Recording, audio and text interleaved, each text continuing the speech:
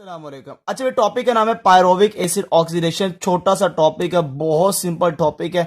तो देखते हैं कि पायरोविक एसिड ऑक्सीडेशन होता क्या है।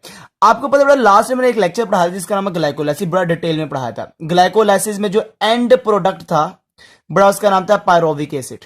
मतलब कि जो ग्लाइकोलाइसिस के आखिर में जो चीज बनी थी उसका नाम क्या था? पायरोविक एसिड है। ये जो पायरोविक एसिड है कभी भी does not enter into Krebs cycle directly. ये क्रेब्स साइकिल में एंटर नहीं होता। क्रेब्स साइकिल पायरोविक एसिड नहीं चलाता, पहले इसको कन्वर्ट करता उस शक्ल के अंदर जो कि क्रेब्स साइकिल को चलाएगा। जैसे मिसाल के तौर पर ये पायरोविक एसिड है, एक दो तीन, तीन कार्बन वाला ये पायरोविक एसिड है। ये CH3 है, ये C है, और ये C जो कि आपको नजर डबल बॉन्ड O है, और ये मेरे बच्चे क्या है? C डबल बॉन्ड O आपको नजर आ रहा है। अब होता है क्या है, इससे कार्बन डाइऑक्साइड रिलीज होती है। जब कार्बन डाइऑक्साइड रिलीज होती है, ये COO रिलीज होगा, तो इसको कहते हैं डी कार्बोक्सिलेशन। और जिसकी वजह से क्या बन जाता है बेटा? 2C एस्ट्रिक एसिड बन जाता है। फार्मूला क्या है? C डबल बॉन्ड O है, नीचे CH3 है, ऊपर क्या है बेटा? H। ये क्या है? एस्ट्रिक एसिड है, दो कार्बन वाला। अब ये जो दो कार्बन वाला जो मॉलिक्यूल है एसिटिक एसिड, ये भी क्रेब्स साइकिल को नहीं चलाता। इसने क्रेब्स साइकिल को चलाने के लिए अपने आप को कन्वर्ट करना है, उसका नाम है एसिटाइल कोएंजाइम के अंदर। एसिटाइल कोएंजाइम के अंदर कैसे होगा? सबसे पहले अपने अंदर से हाइड्रोजन को निकालेगा और दे देगा NAD को, और बन जाएगा NADH2। NADH2 बन गया।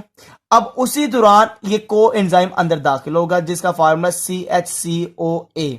जब ये दाखिल होगा तो फार्मूला जो आपके सामने आएगा, जो मॉलिक्यूल आपके सामने आएगा, वो है S bond COA, C double bond O और CH3।